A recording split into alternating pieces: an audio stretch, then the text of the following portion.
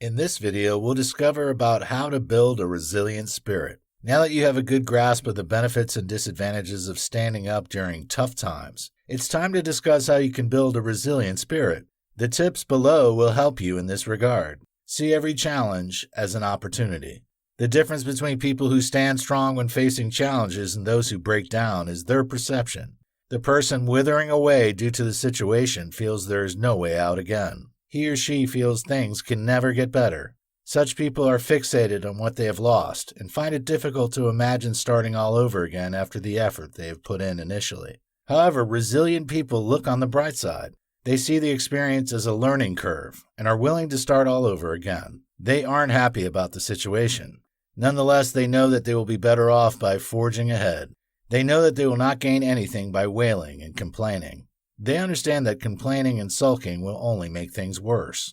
So they choose to see the unpleasant experience as an opportunity to be better prepared for future incidents. Failure doesn't mean you aren't good enough. Rather, it shows that you might not have been prepared enough, or the situation is just out of your control. So, if you want to build a resilient spirit, you have to see setbacks as opportunities to grow and learn. You need to start seeing adversity as a trainer that has come to make you mentally stronger and better prepared for the future. Always learn from your past. Learn from yesterday, live for today, hope for tomorrow. The important thing is not to stop questioning. Albert Einstein. Whoever doesn't learn from the past is not smart. Such a person is wasting valuable experiences that are supposed to make him or her better. It might sound strange that some people don't learn from their mistakes. One of the reasons some people make the same mistakes is that they feel their past errors were just coincidental. So they feel things will be different if they stick to their guns. Indeed, there is a place for sticking to your guns when you believe in the process. However, you should have a better and advanced version of the original approach that failed. The fact that a process didn't work out doesn't mean you need a complete overhauling. You might only need to tweak your approach a little to increase your chances of getting the right result. Just like the advice of Einstein, you cannot afford to stop growing and learning. A crucial part of your learning process is your past. Your past contains both the sweet and bitter experiences that have shown you better ways of doing things. You should leverage them to build a resilient spirit when facing challenging moments.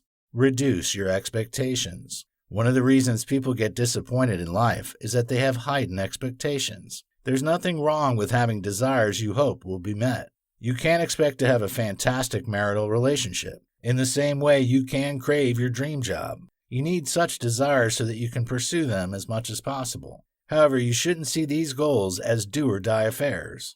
In other words, if your relationship or even marriage doesn't work out as planned, remember J.K. Rowling. She's a good example of how a failed marriage shouldn't be the end of your life. Indeed, we cannot deny that it is a situation that can be emotionally devastating. After all, in an ideal case, people marry because they are in love and hope to spend the rest of their lives in the loving arms of each other. So when things go awry, it can be psychologically tasking. Nonetheless, you have to move on. Believe the best about your family, spouse, job, and every other aspect of your life. However, you shouldn't expect that nothing can go wrong. No one wants something bad to happen. However, you should have it somewhere in your mind that things might not go as planned. When you have this moderate expectation, you will find it easier to recover in case things go bad.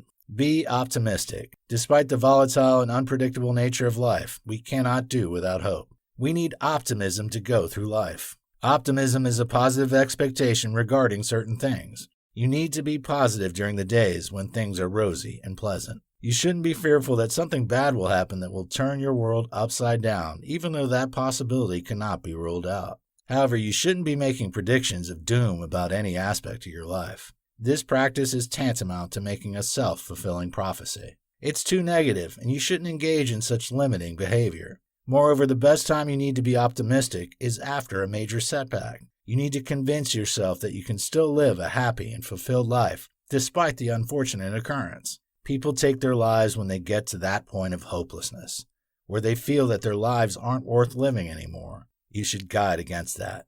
Don't just think optimistically. You should also write and speak optimism. Say it loud to yourself after a setback that you are coming back better and stronger. Take life one step at a time. You cannot afford to live your life based on the pace of the modern world.